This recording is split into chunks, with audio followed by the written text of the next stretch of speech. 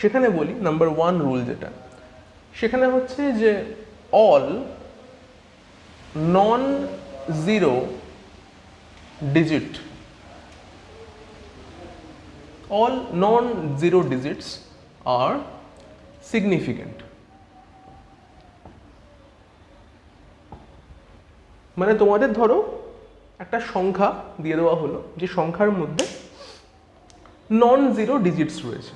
কীরকম সংখ্যা হতে পারে? ধরো সংখ্যাটা হয়েছে 1 2 4 4, বা সংখ্যাটা ধরো 3 2 5 6, বা সংখ্যাটা ধরো অনলি 3 8, এরকম কিছু দিয়েছে।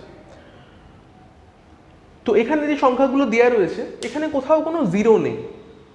তো জিরো যখন থাকবে না, এরকম কোনো ডিজিট যখন আমাদের দিয়ে দেওয়া হবে, তখন আমরা বলবো কি যে যে কটা ডিজিট দেওয়া হলো সেই পুরোটাই কিন্তু আমাদের